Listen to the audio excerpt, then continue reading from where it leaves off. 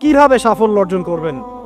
আমি একটা পয়েন্ট আজকে উল্লেখ করে এই পয়েন্ট থেকে আলোচনা গুটিয়ে নিব ইনশাআল্লাহ। আমি জাস্ট একটা পয়েন্ট বলছি আপনাকে, সব কথা একদিনে বলা সম্ভব না। আল্লাহ রাব্বুল আলামিন বলেন কদ আফলাহা মান যাক্কাহা, সে ব্যক্তি সফল হয়ে গেছে যে ব্যক্তি তার আত্মাকে পরিশুদ্ধ করতে পেরেছে। ওয়া কদ খাবা মান দাসাহা, যে ব্যক্তি আত্মাকে পরিশুদ্ধ করতে পারে নাই সে ব্যক্তি ধ্বংস হয়ে গেছে। কিভাবে পরিশুদ্ধ করবেন? তিনটা হাদিস আপনাকে আগে শোনাই। এক, আল্লাহ রাব্বুল আলামিনের হাবিব মুহাম্মদ সাল্লাল্লাহু আলাইহি ওয়াসাল্লাম দরুদ পড়েন, বলেন সাল্লাল্লাহু আলাইহি ওয়াসাল্লাম। তিনি বলছেন যে আল্লাহর এমন কিছু বান্দা আছে যারা জান্নাতে প্রবেশ করবে যাদের অন্তরটা হবে পাখির মতো নরম। কার মতো? পাখির মতো। একটা হাদিস শুনলেন। 2 নম্বর হাদিস, আল্লাহর রাসূল সাল্লাল্লাহু আলাইহি ওয়াসাল্লাম বলছেন শহীদদের আত্মা যখন আল্লাহর কাছে পৌঁছায়, আল্লাহ রাব্বুল আলামিন সেই আত্মাগুলোকে সবুজ রঙের কিছু পাখির মধ্যে প্রদান করেন এবং সেই পাখিগুলো আরশের নিচে লণ্ঠন আছে এখানে বসে থাকে এবং তারা জান্নাতের যে কোনো জায়গায় যায়, ঘুরে খাবার খায়, আবার ফিরে আসে। আল্লাহ পাক তাদেরকে বলেন যে তোমরা কি চাও, তোমরা কি চাও? শহীদরা কিচ্ছু বলতে পারে না। কি চাইবো? আল্লাহ এত নিয়ামত দিয়েছেন, কি চাইবো? যখন আল্লাহ বারংবার প্রশ্ন করতে থাকেন তোমরা কি আর কিছু চাও, তোমরা কি আর কিছু চাও, তোমরা কি আর কিছু চাও, তখন শহীদরা শেষে বুঝে যে আমাদের কিছু না কিছু তো বলতে হবে এখন। তখন তারা বলে হে আল্লাহ, আমরা আরো একবার পৃথিবীতে যেতে চাই এবং তোমার পথে জীবন দিয়ে আবার ফিরে আসতে চাই। আল্লাহ পাক বলেন এই সুযোগ তো আর নেই, অতএব তোমাদের আর কিছু চাওয়ার নেই, তোমরা এখানেই থাকো। আরেকটা হাদিস শোনেন, রাসূলুল্লাহ সাল্লাল্লাহু আলাইহি ওয়াসাল্লাম বলেছেন, এই হাদিসটা ওমর রাদিয়াল্লাহু আনহু থেকেও এসেছে, যে তোমরা যদি, হে মানব জাতি বা হে মুসলিমরা, তোমরা যদি আল্লাহর কুল করতে, ভরসা করার মতোই ভরসা করতে, আল্লাহ পাক তোমাদেরকে পাখিদেরকে যেমন করে রিজিক দেন তোমাদেরকে ঠিক সেইভাবে রিজিক দিতেন। তোমরা কি লক্ষ্য করো না যে পাখিরা খালি পেটে বের হয়ে যায় বাসা থেকে সকালবেলা এবং সন্ধ্যাবেলা ভরা পেটে বাসায় ঢোকে? আপনাকে যে 3টা হাদিস শোনালাম, এই 3টা হাদিসে একটা শব্দ হচ্ছে কমন। শব্দটা কি বলেন? পাখি। পাখি কি? পাখি। আল্লাহ রাব্বুল আলামিন পাখিদের কাছ থেকে আমাদেরকে শিখতে বলছেন এবং বলছেন যে পাখিদের মনটা হয় খুব নরম, খুব সফট এবং তারা আল্লাহর প্রতি তাওয়াক্কুল করে পূর্ণ মাত্রায়। তারা সকালবেলা ভোরবেলা বের হয়ে যায় এবং সন্ধ্যাবেলা বাসায় ফেরে, খালি পেটে বের হয়, ভরা পেটে বাসায় ফেরে। এবং আল্লাহ পাক সবচেয়ে সম্মানিত মৌত যেটা শহীদের মৌত, সেই শহীদদের আত্মাকে আল্লাহ পাক পাখির রূপ দিবেন। তাহলে পাখিটার বিষয়ে একটা ফোকাস করার দরকার আছে না? আচ্ছা, এখানে আসেন। পাখির মন হচ্ছে নরম, মানে পাখির মনটা তাসকিয়া, আত্মশুদ্ধিতে পরিপূর্ণ। কদ আফলাহা মান যাক্কাহা, সে ব্যক্তি সফল হলো যার হৃদয়টা পবিত্র, নিষ্পাপ, নিষ্কলুষিত হলো, সে ব্যক্তি সফল হবে ইনশাআল্লাহ। একটা কাজ এখানে খেয়াল করেন, পাখিরা সকালবেলা ভোরবেলা বের হয় আর সন্ধ্যাবেলা বাসায় ফেরে। এখনকার মুসলিমদেরকে দেখবেন দুপুরবেলা ওঠে, রাত 3টায় ঘুমায়। কথা কি বুঝেন নাই? পাখির একদম ভোরবেলা উঠে যখন ফজরের আজান দিচ্ছে ঠিক তার আগ মুহূর্তে পাখির কিচিরমিচির শুনছেন, তার মানে নামাজের ওয়াক্ত প্রায় চলে যাচ্ছে, তার মানে তার আল্লাহ পাকের হুকুমের সাথেই জেগে ওঠে। সূর্য ডুবে তারা ডুবে যায়। ঠিক এরকম সুন্নত ছিল নবী সাল্লাল্লাহু আলাইহি ওয়াসাল্লামের এবং সাহাবায়ে কেরামের। আজকে 1400 বছর পর মুসলিম জাতি এই সুন্নাহ ভুলে গেছে। আর আমাদের সুন্নত দেখবেন, যদি কোনো রকম উঠেও ফেলি ফজরে, আবার 12টা পর্যন্ত ঘুম, আরো বেশি। আর এই যুব সমাজ যারা আছো তোমরা, কেউই 3টা-4টার আগে ঘুমায় বলে আমার মনে হয় না।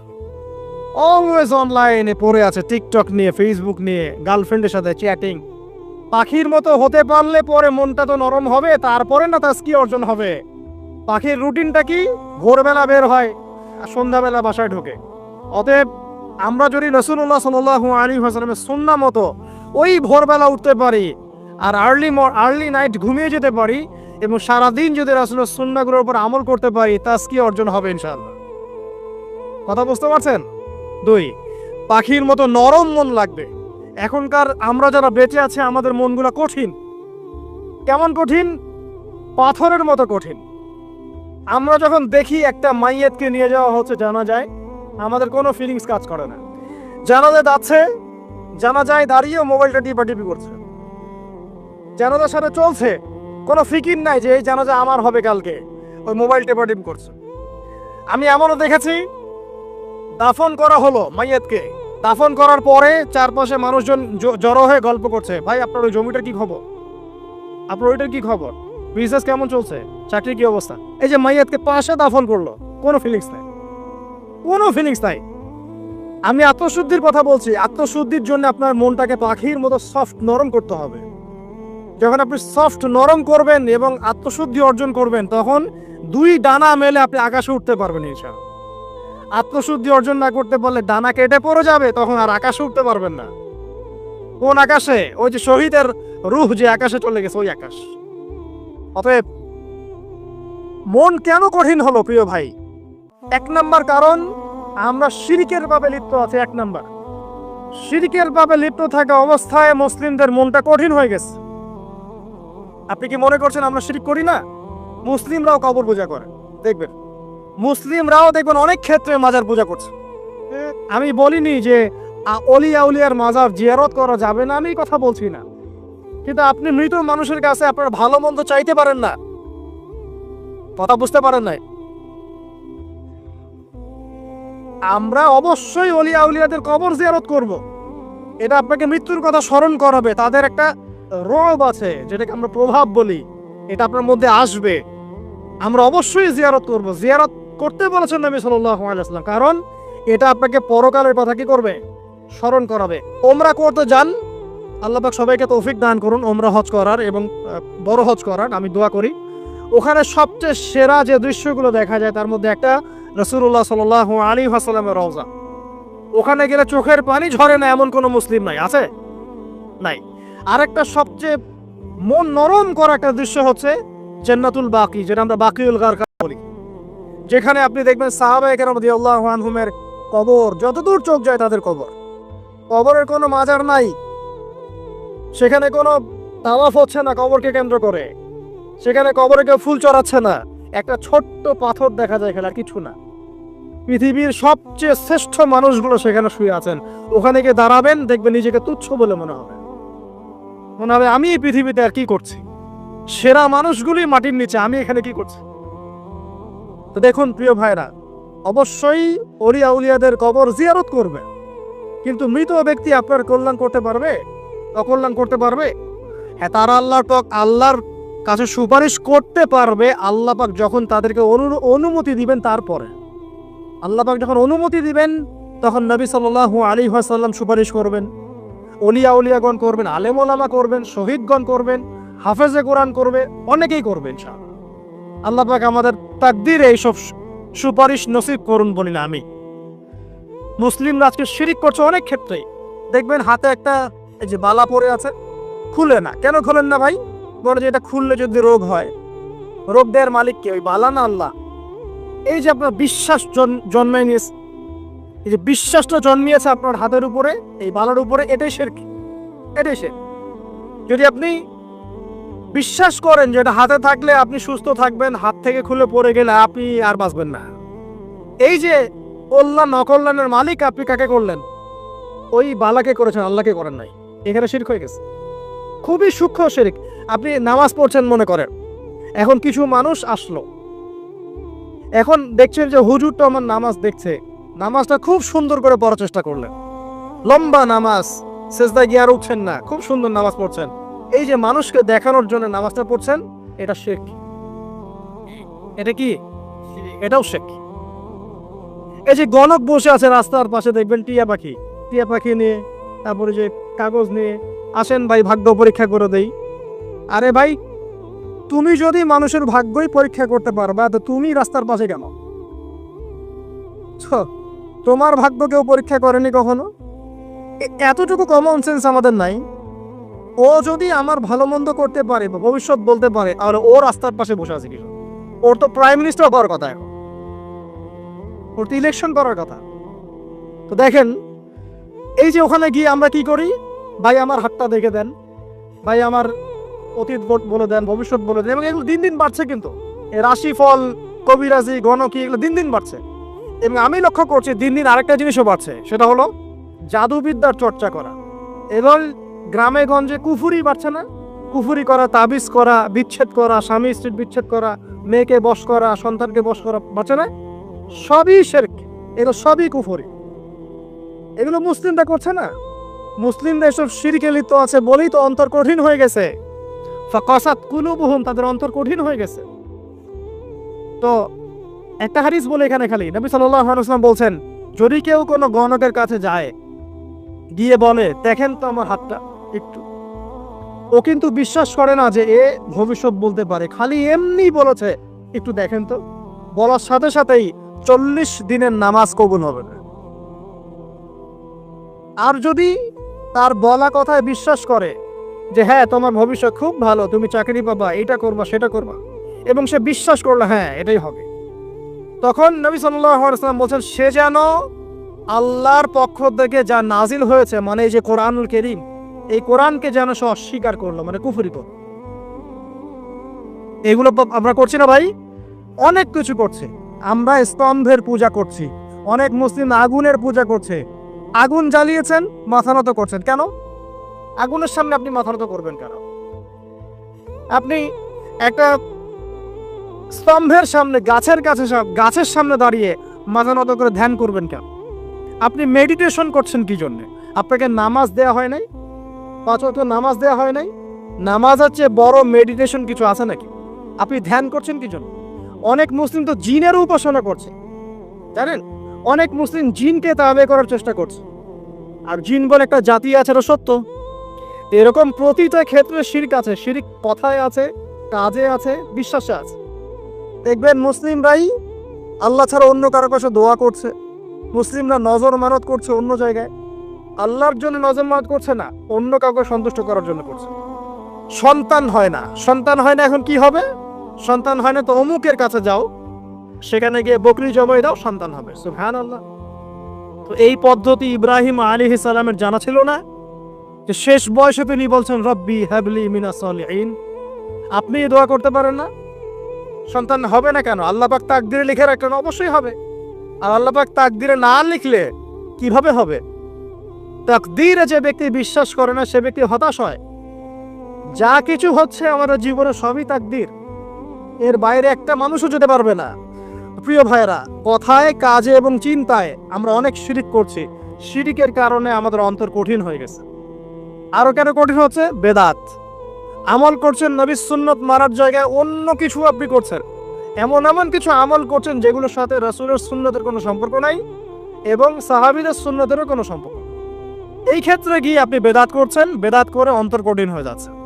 অন্তর কঠিন হওয়ার একটা বড় কারণ হচ্ছে হারাম রিজিক। যখন আপনি হারাম রিজিকে যাচ্ছেন, সুদ, ঘুষ, আপনার দুর্নীতি, আপনার এই যে অন্যের সম্পদ আত্মসাৎ হয়ে যাচ্ছে। আমি কি বুঝাতে পারছি না? হারাম রিজিক যখন আপনার শরীরে ঢুকছে, অন্তরটা শক্ত হয়ে যাচ্ছে। একটা হাদিস যথেষ্ট। আল্লাহ রাসূল বলেছেন ইন্নাল্লাহা তাইয়্যিব লা ইউকবালু ইল্লা তাইয়্যিব। আল্লাহ পাক পবিত্র সত্তা, তিনি পবিত্র ছাড়া কবুল করেন না। আপনি 10টা হজ করে আসেন, চুরির টাকা দিয়ে, ডাকাতির টাকা দিয়ে, আত্মসাতের টাকা দিয়ে, দুর্নীতির টাকা দিয়ে, যদি কবুল হয় তাহলে কোরআন সুন্নাহ মিথ্যা হয়ে যাবে। নাউযুবিল্লাহ। কথা কি বুঝতে পারছেন না? আল্লাহ রাব্বুল আলামিন বলছেন আল্লাহ পাক পবিত্র ছাড়া কবুল করেন না। হারাম রিজিক দিয়ে ইবাদত কবুল হয় না। আমরা ওই যে রংপুর অঞ্চলে একবার ওই যে হারাগাছ একটা অঞ্চল আছে না, সেখানে গিয়েছিলাম। সেখানে মাশাআল্লাহ আবার বিড়ির অনেক ফ্যাক্টরি আছে। কিসের? বিড়ি তো হালাল নাকি? তামাক তো হালাল নাকি? তো সেখানে বিড়ি ফ্যাক্টরির অনেক মালিক আছে এবং তারা মসজিদ কমিটির অনেক দায়িত্বপ্রাপ্ত আর কি। মুসলিমদের গায়রত তো এখন নাই, মুসলিমরা এদেরকে আবার মসজিদ কমিটির সদস্যও বানিয়েছে। তো এখন মসজিদ কমিটিতে এসে তার প্রভাবে ইমাম সাহেব টিকতে পারে না। 1-2 জন বলে নামাজের পর হাত তুলে দোয়া করতে হবে, 2 জন বলে করা যাবে না। ঠিক আছে? এই নিয়ে ক্যাচাল। এই ক্যাচাল হতে হতে দেখা গেল এক পর্যায়ে মারামারি পর্যন্ত হয়েছে। মসজিদ ভাগ হয়েছে, মারামারিও হয়েছে। তো সেখানে আমাকে দাওয়াত করেছিল যে ওয়াজ করার জন্য। তো দোয়া করার কথা বলছে। তাই আমি বললাম দোয়া করে লাভ কি? দোয়া করলেই বাকি, না করলেই বাকি, রিজিকটাই তো হারাম। আপনি তো তামাকের টাকা খাচ্ছেন, তামাক। আপনি মাদকের টাকা খাচ্ছে, এটা কি হালাল না হারাম? তো হারাম টাকা দিয়ে হাত তুলে দোয়া করলেই কি না করলেই কি, দোয়া তো উঠছে না উপরে। আগে হারাম রিজিক ছাড়েন, তারপর দোয়া করুন। তো রিজিক হারাম হওয়ার কারণে আমাদের কি হচ্ছে, অন্তরটা কি হচ্ছে ভাই, কঠিন হচ্ছে। ওই পাখির মতো আর মুক্ত আকাশ উঠতে পারবে না। তারপরে সামনে যান, আরো কেন কঠিন হয়, বস্তুবাদিতা, দুনিয়া। সারাদিন দুনিয়ার ফিকির, দুনিয়ার চিন্তা, খাবো কি, করবো কি, ব্যাংক ব্যালেন্স, টাকা পয়সা, স্ট্যাটাস, সারাটা দিন দুনিয়ার দুনিয়া। ঘুম থেকে ওঠা থেকে নিয়ে শুরু করে ঘুমানো পর্যন্ত খালি দুনিয়া। যারা দুনিয়ার নেশায় মত্ত হয়ে আছে, এদের অন্তরটা কঠিন হয়ে যায়। এই অন্তরটা পাখির মতো হতে পারবে না। ঠিক আছে কথা? যারা দুনিয়ার নেশায় মত্ত হয়ে আছেন, এই অন্তরটা কঠিন হয়ে যাবে, পাখির মতো হতে পারবে না। তারপর কি, আরো সামনে যান, দিনই জ্ঞান চর্চা না করা অন্তর কঠিন হওয়ার কারণ। আর কি কারণ, পাপ করা, পাপ। যত বেশি আপনি পাপ করবেন, যত বেশি পর্ন দেখবেন, যত বেশি মাদক খাবেন, যত বেশি জুয়া খেলবেন, যত বেশি অহেতুক সময় নষ্ট করবেন, যত বেশি আপনি অন্যের ক্ষতি করবেন, ঠিক আছে, নিরপরাধ মানুষের উপর নির্যাতন করবেন, যত বেশি আপনি পাপ করবেন, পাপ, এই পাপ করতে করতে করতে মানুষের অন্তর কঠিন হয়ে যায়। ইবনুল কাইয়্যিম রাহিমাহুল্লাহ বলেছেন যে পাপ করতে থাকলে মানুষের অন্তর কঠিন হয়ে যেতে থাকে, এবং ইস্তেগফার আর জিকির করলে গিয়ে মানুষের অন্তর আবার নরম হতে থাকে। পাপের উপর পাপ করতে থাকলে মানুষের অন্তর কঠিন হতে থাকে। এই বিষয়ে রাসূলুল্লাহ সাল্লাল্লাহু আলাইহি ওয়াসাল্লাম বলেছেন, যখন মানুষ একটা পাপ করে, কলবের মধ্যে একটা কালো দাগ পড়ে যায়। যখন আরো একটা পাপ করে, আরেকটা কালো দাগ পড়ে যায়। এইভাবে যখন পাপ করতেই থাকে, তখন পুরো কলবটাই কালিমা পূর্ণ হয়ে যায়। এই অবস্থায় যদি সে তওবা করে, আল্লাহ পাক মাফ করে দিবেন। যদি এই অবস্থায় তার মৃত্যু হয়ে যায়, তার আত্মাটা থেকে দুর্গন্ধ বের হতে থাকে, যে আত্মাটা কবজ করতে পর্যন্ত মালাকুল মউত মানে ঘৃণা পোষণ করে। কথা কি বুঝতে পারছেন? যখন অন্তর পাপ করতে করতে কলুষিত হয়ে যাবে, ওয়াকাদ খাবা মান দাসাহা, যখন পাপ করতে করতে অন্তর কলুষিত হয়ে যাবে, তখন আপনার এই মালাকুল মউত পর্যন্ত ওই আত্মাটাকে বের করার সময় ঘৃণা করবে, দুর্গন্ধযুক্ত। আল্লাহ পাক আমাদেরকে পাপ থেকে বাঁচিয়ে রাখুন। আমি এরকম কিছু কাজ আছে, বস্তুবাদিতা, শিরক, বেদাত, হারাম রিজিক, সারাদিন দুনিয়ার ফিকির নিয়ে থাকা, ঠিক আছে, অন্যের ক্ষতি করা, পাপ কন্টিনিউয়াসলি করতে থাকা, এবং দিন ছেড়ে দেওয়া, দিনের এলেম ছেড়ে দেওয়া, আল্লাহ পাকের আনুগত্য ছেড়ে দেওয়া, এই কাজগুলো করতে থাকলে মানুষের অন্তর কি হয়, কঠিন হয়ে যায়। এখন সলিউশন কি বলেন? 5 মিনিটে আমি সলিউশন বলছি, কেমন করে আপনি এটাকে নরম করবেন আর পরিশুদ্ধতা অর্জন করবেন এবং ওই পাখির মতো মুক্ত আকাশে উড়বেন। কিভাবে বলবো? 1 নাম্বার, অবশ্যই শিরক ত্যাগ করতে হবে। কি করতে হবে? শিরক ত্যাগ করতে হবে। আল্লাহ পাকের তাওহীদের উপর থাকতে হবে। আল্লাহ পাক তৌফিক দান করুন। লং কিছু বলার সময় নেই আমার হাতে, একটা বই বলছি, কিতাবুত তাওহীদ। কি নাম? কিতাবুত তাওহীদ। এই বইটা অনেক ভার্সন বাজারে বের হয়েছে, কিনে দেখবেন শিরক কত প্রকার, কি তাওহীদ কাকে বলে, কত প্রকার, কি। যেটা বুঝবেন না, মাদ্রাসা চলে যাবেন, আলেম ওলামার কাছে গিয়ে জিজ্ঞাসা করুন, হুজুর এটা বুঝি নাই। ঠিক আছে? 1 নাম্বার, শিরক ত্যাগ করতে হবে। 2 নাম্বার, আপনাকে তাওহীদে থাকতে হবে। এটা এক, অন্তর নরম করার কথা বলছে। 2 নাম্বার, সুন্নতের উপর আমল করতে হবে। ওই যে পাখির কথা বললাম, যে সকালবেলা বের হয় আর সন্ধ্যাবেলা কি করে, বাসায় ফেরে। খালি পেটে বের হয়, ভরা পেটে বাসায় ফেরে। তার মানে আমাদেরকেও সকাল সন্ধ্যাটা কাটাতে হবে নবী সাল্লাল্লাহু আলাইহি ওয়াসাল্লামের সুন্নত অনুযায়ী। যখন তিনি ঘুমাতেন তখন ঘুমাবেন, যখন উঠতেন তখন উঠবে, বাকি কাজ যেমন করে করতেন তেমন করে করবে, তখন অন্তর ইনশাআল্লাহ নরম হয়ে যাবে। ঠিক আছে ভাই? 2। 3 নাম্বার, 5 ওয়াক্ত নামাজ জামাতে। নামাজ আপনাকে যে কোনো পাপ থেকে বাঁচাবে ইনশাআল্লাহ। ভাই জেনা করছেন, নামাজ পড়েন, তাও তওবা করে নামাজ পড়েন। আপনি হারাম অ্যাফেয়ার্স আছেন, হতাশ হয়েন না, নামাজ পড়েন। গুনাহ ছাড়তে পারছেন না, নামাজ পড়েন। সুদ খাচ্ছেন, নামাজ পড়েন। আপনি পতিতালয়ে গিয়েছেন, নামাজ পড়েন। বেপরদা চলছেন, তাও নামাজ পড়েন। আপনি অন্যের হক নষ্ট করেছেন, তাও নামাজ পড়েন। যে পাপই করেছেন, নামাজটা পড়েন। নামাজ আপনাকে সমস্ত পাপ থেকে বাঁচিয়ে রাখবে ইনশাআল্লাহ। ইনশাআল্লাহ আস্তে আস্তে ইনশাআল্লাহ দেখবেন সব পাপ থেকে আপনি দূরে চলে আসছেন ইনশাআল্লাহ তাআলা। 3 নাম্বার নামাজ।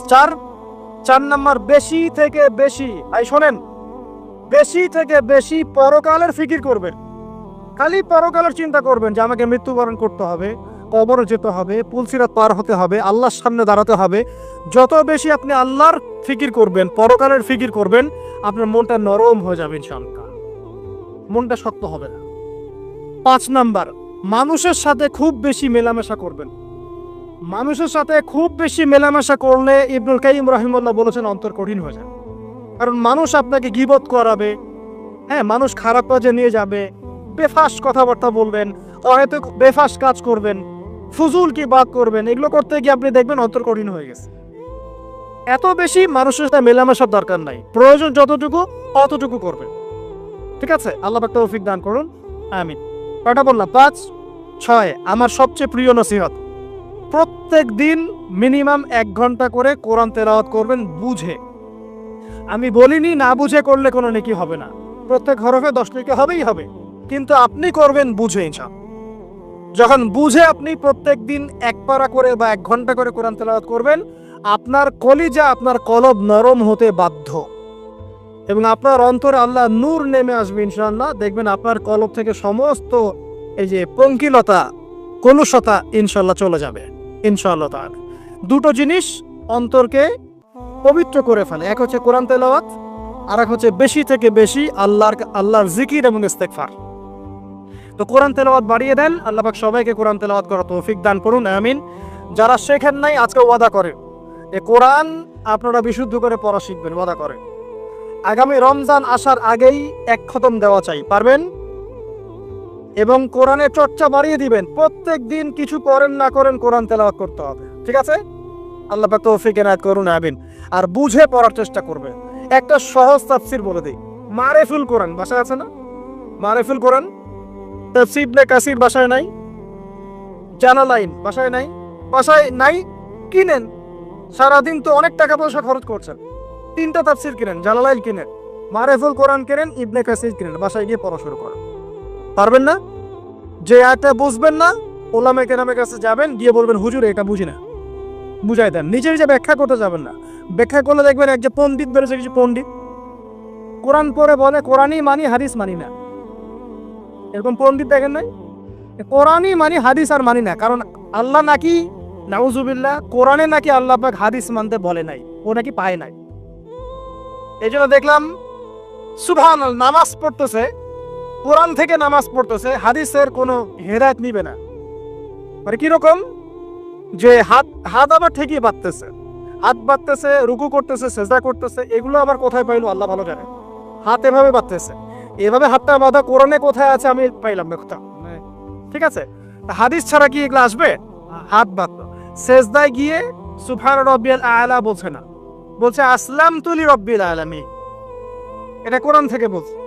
অথচ নবী সাল্লাল্লাহু আলাইহি ওয়াসাল্লাম হাদিস থেকে বলছেন সুবহান রাব্বিয়াল আ'লা, সুবহুন কুদ্দুসুন রব্বুল মালাইকাতি ওয়ার রূহ, সুবহানাকা আল্লাহুম্মা রাব্বানা ওয়া বিহামদিকা আল্লাহুম্মা ইগফির। এগুলো নাই, ও বলছে আসলামতু লিরাব্বিল আলামিন, মানে কোরআন মানি হাদিস মানি না। এত বেশি পণ্ডিত হওয়ার দরকার নাই, এরা যে ইচরা পাকা টাইপের পণ্ডিত। ওমর রাদিয়াল্লাহু আনহুর যুগে বেঁচে থাকলে এদেরকে পিটাই সোজা করে ফেলাইতে। ফাইজলামি শুরু করছে, কোরআন মানি হাদিস মানি না। আল্লাহ পাক কোরআনে বলছে ওয়ামা আতাকুমুর রাসূলু ফাখুযু, রাসূল যা দিয়েছেন তা গ্রহণ করো, ওয়ামা নাহাকুম আনহু ফান্তাহু, রাসূল যা নিষেধ করছেন দূরে থাকো। রাসূল যা দেন সেটা হাদিস না, রাসূল যা দেন সেটা সুন্নাহ না, সুন্নাহ তো সে মানেই না, আলটিমেটলি সে কোরআনই মানে না। তো আসল কথা হচ্ছে এইসব ফিতনা থেকে বেঁচে থাকবেন, কোরআন তেলাওয়াত বাড়িয়ে দেন। কয়টা বলছি? 5টা, 6টা। 7 নাম্বার, বেশি থেকে বেশি ইস্তেগফার সারাদিন পড়বেন, আস্তাগফিরুল্লাহ ওয়া আতুবু ইলাইহি, আস্তাগফিরুল্লাহ ওয়া আতুবু ইলাইহি, আস্তাগফিরুল্লাহাল্লাযী লা ইলাহা ইল্লা হুয়াল হাইয়ুল কাইয়্যুম ওয়া আতুবু ইলাইহি। প্রত্যেক দিন পড়তে হবে 100 বার করে। কতবার করে? 100 বার। 8 নাম্বার, বেশি বেশি আল্লাহর জিকির, চলতে ফিরতে জিকির, সুবহানাল্লাহ, আলহামদুলিল্লাহ, লা ইলাহা ইল্লাল্লাহ, আল্লাহু আকবার, লা হাওলা ওয়ালা কুওয়াতা ইল্লা বিল্লাহ। বলবেন হাসবুনাল্লাহু ওয়া নি'মাল ওয়াকিল, ঠিক আছে? সুবহানাকা আল্লাহুম্মা রাব্বানা ওয়া বিহামদিকা আল্লাহুম্মা ইগফিরলি, সুবহানাল্লাহি ওয়া বিহামদি আদাদা খালকি ওয়া রিদা নাফসি ওয়া জিনাতা আরশি ওয়া মিদাদা কালিমাতি। যত জিকির আছে সব করবে, জিকির বাড়াবেন, যত জিকির বাড়াবেন অন্তর পরিশুদ্ধ হবে ইনশাআল্লাহ আযজা ওয়া জাল। কয়টা বলছে? 8। আর 2টা বলি 9। অন্যের হক নষ্ট করবেন না। অন্যের হক নষ্ট করলেই মন কঠিন হয়ে যাবে। অন্যের হক নষ্ট করবেন না, বরং মানবতার কল্যাণে কাজ করেন, যে কাজগুলো মানব সেবামূলক সেগুলো করেন। রক্তদান কর্মসূচি করেন, গাছ লাগান, এতিমের মাথায় হাত বোলান, বিধবার খোঁজ খবর নেন, ঠিক আছে, মেয়েদের সেলাই মেশিন কিনে দেন, মানুষের উপকারে কাজ করেন, দেখবেন আপনার মনটা নরম হয়ে যাবে ইনশাআল্লাহ। যার মন নরম এবং যার মনের মতো সততা আছে, আল্লাহ পাক ইনশাআল্লাহ সেখানে অবশ্যই হেদায়েত ঢালবে ইনশাআল্লাহ। আর 10 নম্বর সবচেয়ে শেষ হচ্ছে যে কবর জিয়ারত করবেন বেশি বেশি করে, এবং নিজের মৌতের কথা স্মরণ করে আল্লাহর কাছে বেশি বেশি দোয়া করবেন। কি দোয়া করবেন? ইয়া মুকাল্লিবাল কুলুব সাব্বিত কলবি আলা দীনিক, ইয়া মুসাররিফাল কুলুব সাররিফ কুলুবানা আলা তাআতিক। এই দোয়াগুলো করবেন ইনশাআল্লাহ। এবং কবর জিয়ারত করবেন সপ্তাহে সপ্তাহে, পারলে 2 দিন 3 দিন পর পর কবরস্থানে যাবেন, ইনশাআল্লাহ দেখবেন আপনার মন নরম হবে ইনশাআল্লাহ আযজা ওয়া জাল।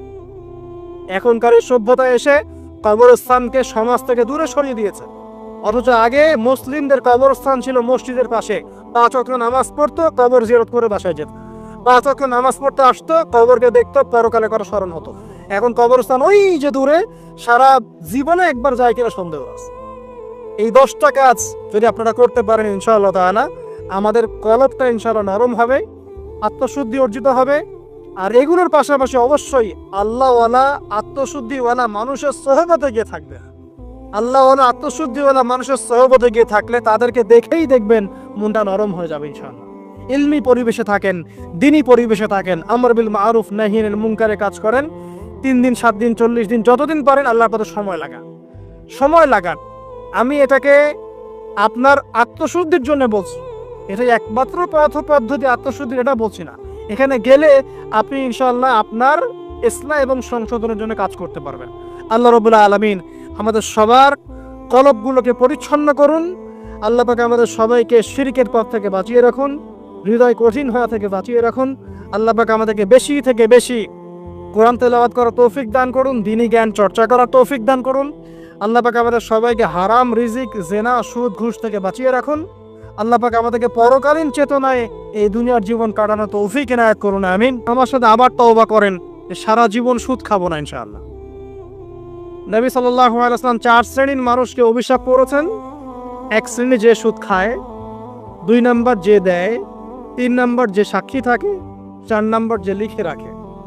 এখন আপনি বলেন, এই পুরো মনিটারি সিস্টেমের মধ্যে এই 4 শ্রেণীর মানুষ আছে না? কোনো না কোনোভাবে আমরা এর সাথে সম্পৃক্ত নই কি? সম্পৃক্ত। অতএব আল্লাহর এই বাণীকে যদি ভয় করেন, কোন বাণী? আল্লাহ পাক বলছেন, ইয়া আইয়ুহাল্লাযীনা আমানু, হে মুমিনগণ, ইত্তাকুল্লাহ, তোমরা আল্লাহকে ভয় করো। ওয়া যারু মা বাকিয়া মিনার রিবা ইন কুনতুম মুমিনিন, তোমরা সুদের অবশিষ্ট অংশগুলো ছেড়ে দাও যদি প্রকৃতপক্ষে তোমরা মুমিন হয়ে থাকো। ওয়া ইল্লাম তাফআলু, তোমরা যদি সুদ না ছাড়ো, আল্লাহর হুঁশিয়ারি শোনেন, যদি তোমরা সুদ না ছাড়ো, ফাযানু বিহারবিন মিনাল্লাহি ওয়া রাসূলিহি, আর আল্লাহ এবং তার রাসূলের সাথে যুদ্ধের ঘোষণা শুনে রাখ। আল্লাহ এবং তার রাসূলের বিপক্ষে যুদ্ধ করে কেউ জান্নাতে যাবে? কেউ কবরের আযাব থেকে বাঁচতে পারবে? কেউ হাউজে কাউসারের পানি পাবে? আল্লাহ এবং তার রাসূলের সাথে যুদ্ধ করে কেউ টিকতে পারবে? আপনার কি তাই মনে হয়? যদি মনে হয় তাহলে দিব্যি সুদ খান, কোনো সমস্যা নাই।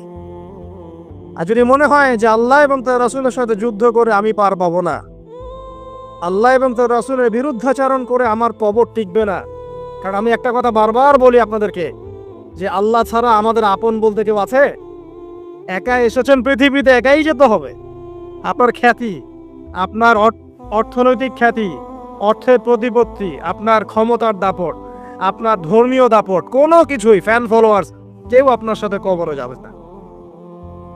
মনে করেন আমি আসছি, আপনারা সবাই স্লোগান দিচ্ছেন, কথার কথা, আপনারা আমাকে ভালোবাসেন, বা একজন পলিটিশিয়ান আসছে, আপনারা সবাই স্লোগান দিচ্ছেন, ভালোবাসেন তাকে। দিন শেষে ওই পলিটিশিয়ান একাই কবরে যাবে, দিন শেষে আপনিও একাই কবরে যাবেন, আমিও একাই কবরে যাব। আলটিমেটলি কি হলো? দুনিয়া এবং আখেরাতে আল্লাহ ছাড়া প্রকৃত বন্ধু আমাদের কেউ নাই, প্রকৃত মওলা কেউ নাই। সেই আল্লাহ এবং তার রাসূলের বিরুদ্ধাচরণ করে কেউ তার সাথে যুদ্ধ করে কবরে পার পাবে, এমনটা ভাবা বোকামি নয় কি? আল্লাহ পাক আমাদেরকে বোঝার তৌফিক দান করুন। এটা সেই যুগ যে যুগে মানুষ আল্লাহর হারামগুলোকে হালাল করে নিচ্ছে। মাদক দ্রব্য হালাল না হারাম? এখন দেখবেন মেজরিটি সংখ্যক মানুষ মাদক দ্রব্যের সাথে সংশ্লিষ্ট হয়ে গেছে। স্পেশালি বর্ডার এলাকা যেগুলো আছে বাংলাদেশের, সেই বর্ডার এলাকাগুলোতে দিব্যি রমরম ব্যবসা চলছে, মাদকের দিব্যি ব্যবসা চলছে। এবং যারা মাদক খাচ্ছে এরা মুসলিম, তারা হয়তো এই হাদিস জানে না। আল্লাহ পাক ওদের কানের মধ্যে আমার এই হাদিস যেন পৌঁছে দেন। আমির নবী সাল্লাল্লাহু আলাইহি ওয়াসাল্লাম বলেছেন, আমি মেরাজের রাতে যখন গিয়েছি তখন এক শ্রেণীর মানুষকে দেখেছি, ওদেরকে শাস্তি দেয়া হচ্ছে। কি শাস্তি? জাহান্নামীদের রক্ত এবং পুষ ওদেরকে খেতে দেয়া হচ্ছে। জিবরাইল আলাইহিস সালামকে জিজ্ঞাসা করা হলো যে এরা কারা? তিনি বললেন, এরা আপনার উম্মতের সেই সব ব্যক্তি যারা মাদক দ্রব্য সেবন করত। আল্লাহ রাব্বুল আলামিন তার হাবিবের মাধ্যমে জানিয়েছেন, যখন কোনো মুসলিম মাদক সেবন করে বা কোনো ব্যক্তি মাদক সেবন করে তখন 40 দিন তার নামাজ কবুল হয় না। এরপর যদি সে তওবা করে তাহলে আল্লাহ পাক তার তওবা কবুল করবেন ইনশাআল্লাহ। যদি সে আবারও মাদক খায়, তওবা করার পর আবার 40 দিন তার নামাজ কবুল হবে না। যদি সে আবার তওবা করে, আল্লাহ পাক আবার তাকে মাফ করে দিবে। যদি সে আবারও মাদক খায়, আবার 40 দিন তার নামাজ কবুল হবে না। তারপর যদি আবার তওবা করে, আবার আল্লাহ তাকে মাফ করে দিবে। এরপরেও যদি সে আবার মাদক দ্রব্য সেবন করে, নবী সাল্লাল্লাহু আলাইহি ওয়াসাল্লাম বলছেন, তাকে আল্লাহ রাব্বুল আলামিন পরকালে মৃত্যুর পরে তিনাতুল খাবাল পান করাবেন। তিনাতুল খাবাল। জিজ্ঞাসা করা হল, ইয়া রাসূলুল্লাহ, তিনাতুল খাবাল কি জিনিস? নবী সাল্লাল্লাহু আলাইহি ওয়াসাল্লাম উত্তর দিচ্ছেন, এটা হচ্ছে জাহান্নামীদের রক্ত, মাংস, এগুলো পুড়ে পচে যে রসটা বের হবে, এটা হচ্ছে তিনাতুল খাবাল। একটা বিষয় শোনেন, কি কারণে আপনি সেখানে যাচ্ছেন? হতাশা, হতাশা, অথবা সঙ্গদোষ, অথবা পারিবারিক চাপ, অথবা যে গার্লফ্রেন্ড ছেড়ে চলে গেছে, এই তো বিষয়গুলো। কি কারণে মানুষ মাদকের কাছে যায়? কেন যায়? কারণটা কি? আমরা যখন ফিলোসফি পড়তাম তখন একটা তত্ত্ব পড়ানো হয়েছে আমাদেরকে। তত্ত্বটার নাম হচ্ছে কার্যকারণ তত্ত্ব। মানে প্রত্যেকটা কাজের পিছনে একটা কারণ থাকে, ঠিক আছে? এই যে মুসলিমরা নামাজ পড়ে কেন? আল্লাহর জন্য। মুসলিমরা যাকাত দিবে কেন? আল্লাহকে সন্তুষ্ট করার জন্য। মুসলিমরা প্রতিটা কাজ কেন করে? পরকালের স্বার্থে।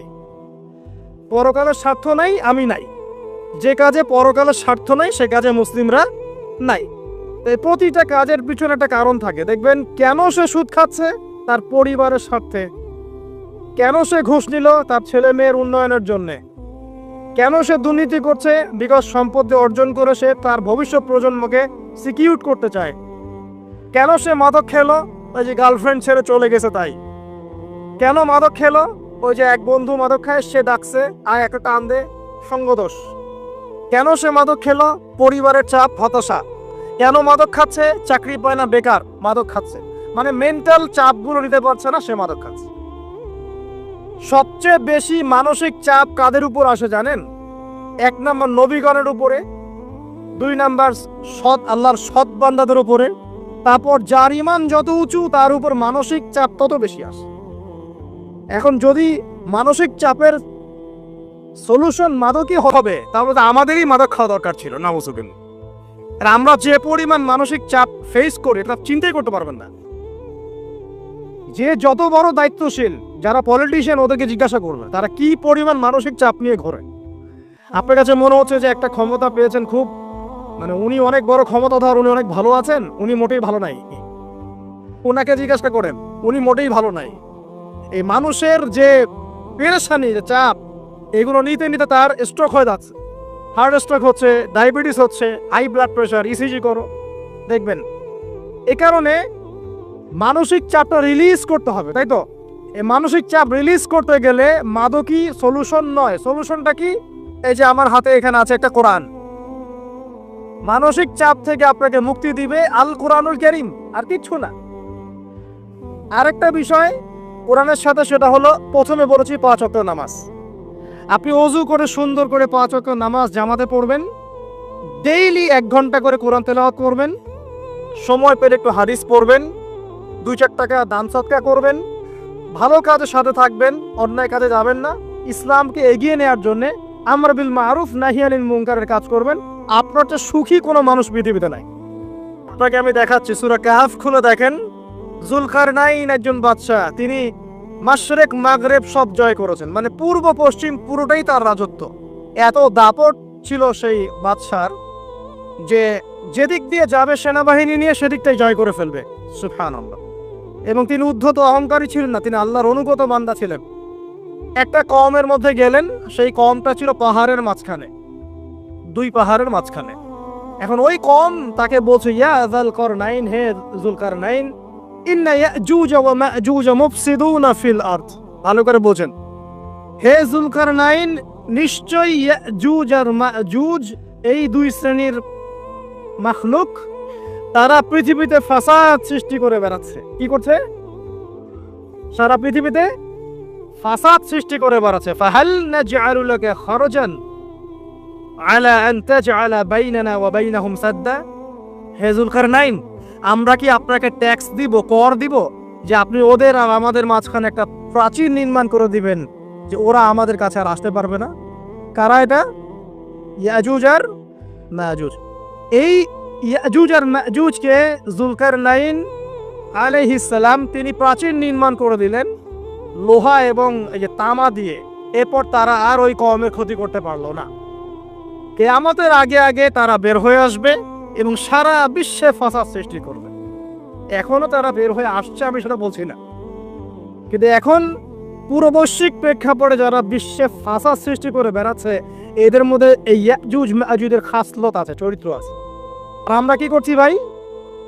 আমরা শুধু কাজ যতটুকু না করছি তার চেয়ে বেশি আমরা আয়ু আশা শোডাউন করছি। দেখেন, বেশিরভাগ মানুষ আমাদের নামাজের খবর নাই, বেশিরভাগ মানুষ তাজকিয়া আত্মশুদ্ধির খবর নাই, ভালো আলেমের কাছে এসে পড়ে থাকবে কোনো খবর নাই, কোরআন পড়া শিখবে এসবের খবর নাই।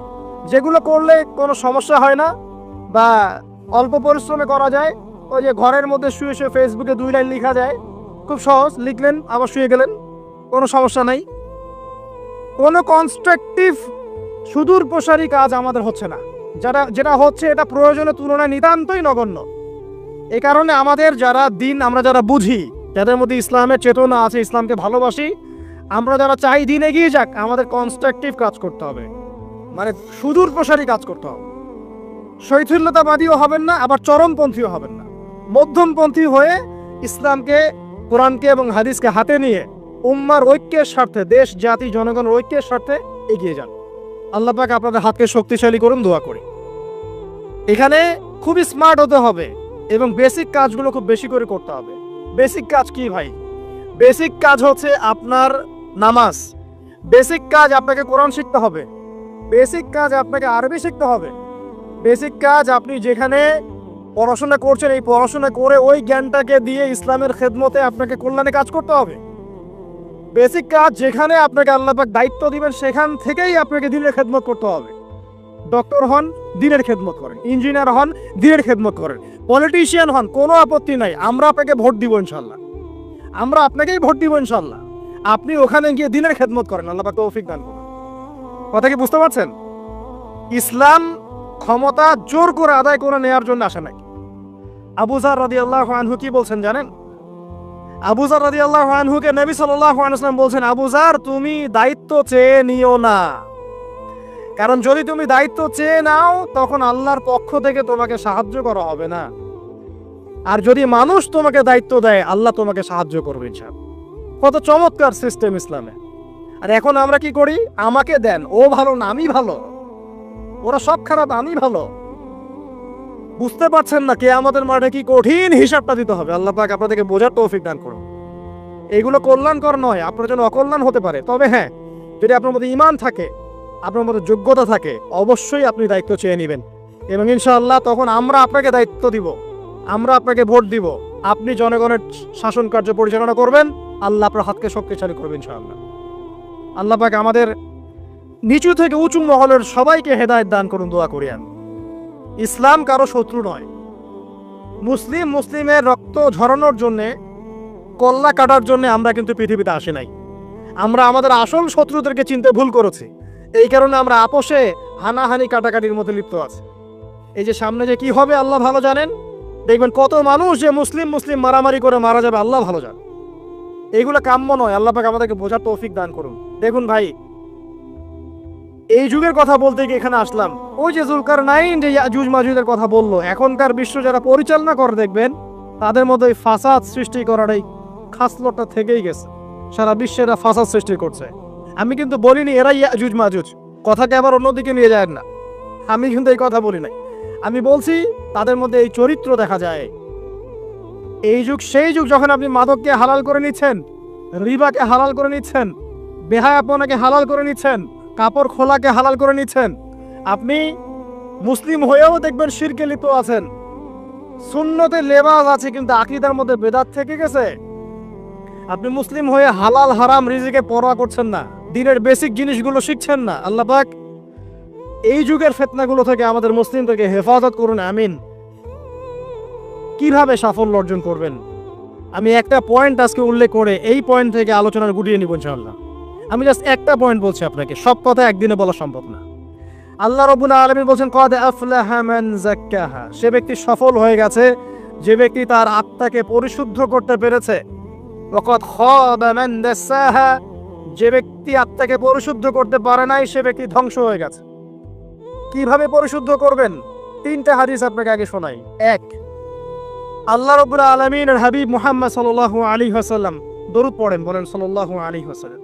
তিনি বলছেন যে আল্লাহর এমন কিছু বান্দা আছে যারা জান্নাতে প্রবেশ করবে, যাদের অন্তরটা হবে পাখির মতো নরম। কার মতো? পাখির মতো। একটা হাদিস শুনলেন। দুই নম্বর হাদিস, আল্লাহর রাসূল সাল্লাল্লাহু আলাইহি ওয়াসাল্লাম বলছেন শহীদদের আত্মা যখন আল্লাহর কাছে পৌঁছায়, আল্লাহ রাব্বুল আলামিন সেই আত্মাগুলোকে সবুজ রঙের কিছু পাখির মধ্যে প্রদান করেন এবং সেই পাখিগুলো আরশের নিচে লণ্ঠন আছে, এখানে বসে থাকে এবং তারা জান্নাতের যে কোনো জায়গায় যায়, ঘুরে খাবার খায়, আবার ফিরে আসে। আল্লাহ পাক তাদেরকে বলেন যে তোমরা কি চাও, তোমরা কি চাও? শহীদরা কিচ্ছু বলতে পারে না, কি চাইবো, আল্লাহ এত নিয়ামত দিয়েছেন, কি চাইবো? যখন আল্লাহ বারংবার প্রশ্ন করতে থাকেন তোমরা কি আর কিছু চাও, তোমরা কি আর কিছু চাও, তোমরা কি আর কিছু চাও, তখন শহীদরা শেষে বুঝে যে আমাদের কিছু না কিছু তো বলতে হবে এখন। তখন তারা বলে হে আল্লাহ, আমরা আরো একবার পৃথিবীতে যেতে চাই এবং তোমার পথে জীবন দিয়ে আবার ফিরে আসতে চাই। আল্লাহ পাক বলেন এই সুযোগ তো আর নেই, অতএব তোমাদের আর কিছু চাওয়ার নেই, তোমরা এখানেই থাকো।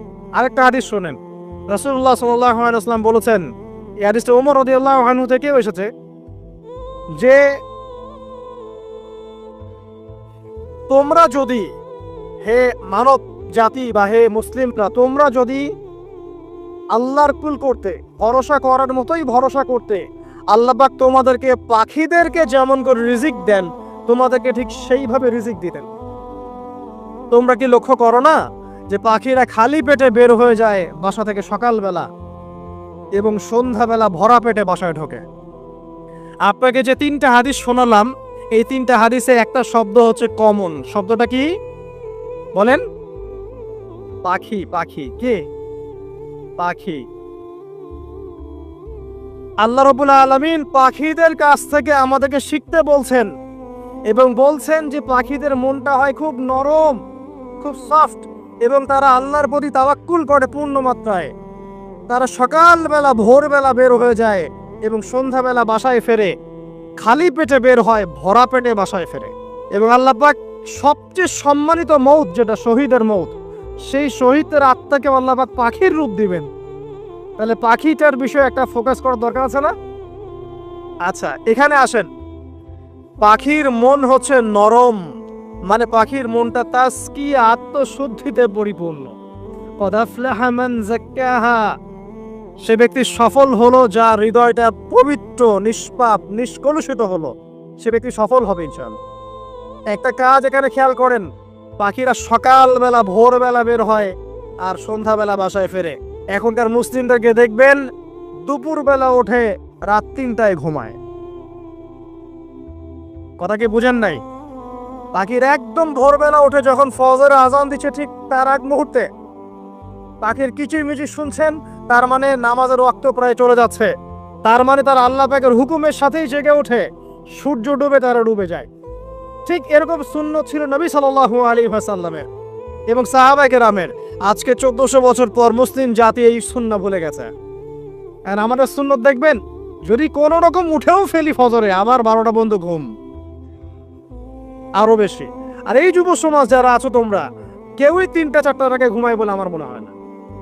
অলওয়েজ অনলাইনে পড়ে আছে, টিকটক নিয়ে, ফেসবুক নিয়ে, গার্লফ্রেন্ডের সাথে চ্যাটিং, পাখির মতো হতে পারলে পরে মনটা তো নরম হবে, তারপরে না তাজকি অর্জন হবে। পাখির রুটিনটা কি? ভোরবেলা বের হয় আর সন্ধ্যাবেলা বাসায় ঢোকে। অতএব আমরা যদি রাসূলুল্লাহ সাল্লাল্লাহু আলাইহি ওয়াসাল্লামের সুন্নাহ মতো ওই ভোরবেলা উঠতে পারি আর আর্লি নাইট ঘুমিয়ে যেতে পারি এবং সারাদিন যদি রাসূলের সুন্নাহগুলোর উপর আমল করতে পারি, তাজকি অর্জন হবে ইনশাআল্লাহ। কথা বুঝতে পারছেন? 2, পাখির মতো নরম মন লাগবে। এখনকার আমরা যারা বেঁচে আছি আমাদের মনগুলা কঠিন। কেমন কঠিন? পাথরের মতো কঠিন। আমরা যখন দেখি একটা মাইয়াতকে নিয়ে যাওয়া হচ্ছে জানাজায়, আমাদের কোনো ফিলিংস কাজ করে না। জানাজা যাচ্ছে, জানাজায় দাঁড়িয়েও মোবাইলটা টিপাটিপি করছে। জানাজার সাথে চলছে, কোনো ফিকির নাই যে এই জানাজা আমার হবে কালকে, ওই মোবাইল টিপাটিপি করছে। আমি এমনও দেখেছি, দাফন করা হলো মাইয়াতকে, দাফন করার পরে চারপাশে মানুষজন জড়ো হয়ে গল্প করছে, ভাই আপনার ওই জমিটার কি খবর, আপনার ওইটার কি খবর, বিজনেস কেমন চলছে, চাকরির কি অবস্থা। এই যে মাইয়াতকে পাশে দাফন করলো, কোনো ফিলিংস নাই, কোনো ফিলিংস নাই। আমি আত্মশুদ্ধির কথা বলছি। আত্মশুদ্ধির জন্য আপনার মনটাকে পাখির মতো সফট নরম করতে হবে। যখন আপনি সফট নরম করবেন এবং আত্মশুদ্ধি অর্জন করবেন, তখন 2 ডানা মেলে আপনি আকাশে উঠতে পারবেন ইনশাআল্লাহ। আত্মশুদ্ধি অর্জন না করতে পারলে ডানা কেটে পড়ে যাবে, তখন আর আকাশে উঠতে পারবেন না। কোন আকাশে? ওই যে শহীদের রূহ যে আকাশে চলে গেছে, ওই আকাশ। অতএব মন কেন কঠিন হলো প্রিয় ভাই? 1 নাম্বার কারণ, আমরা শিরকের পাপে লিপ্ত আছি। 1 নাম্বার, শিরকের পাপে লিপ্ত থাকা অবস্থায় মুসলিমদের মনটা কঠিন হয়ে গেছে। আপনি কি মনে করছেন আমরা শিরক করি না? মুসলিমরাও কবর পূজা করে, দেখবেন মুসলিমরাও দেখবেন অনেক ক্ষেত্রে মাজার পূজা করছে। আমি বলিনি যে অলিয়া উলিয়ার মাজার জিয়ারত করা যাবে না, আমি কথা বলছি না। কিন্তু আপনি মৃত মানুষের কাছে আপনার ভালো মন্দ চাইতে পারেন না। কথা বুঝতে পারেন না? আমরা অবশ্যই অলিয়া উলিয়াদের কবর জিয়ারত করব। এটা আপনাকে মৃত্যুর কথা স্মরণ করাবে। তাদের একটা রব আছে, যেটাকে আমরা প্রভাব বলি, এটা আপনার মধ্যে আসবে। আমরা অবশ্যই জিয়ারত করব। জিয়ারত করতে বলেছেন নবী সাল্লাল্লাহু আলাইহি ওয়াসাল্লাম, কারণ এটা আপনাকে পরকালের কথা কি করবে? স্মরণ করাবে। ওমরা করতে যান, আল্লাহ পাক সবাইকে তৌফিক দান করুন ওমরা হজ করার এবং বড় হজ করার, আমি দোয়া করি। ওখানে সবচেয়ে সেরা যে দৃশ্যগুলো দেখা যায় তার মধ্যে একটা রাসূলুল্লাহ সাল্লাল্লাহু আলাইহি ওয়াসাল্লামের রওজা। ওখানে গেলে চোখে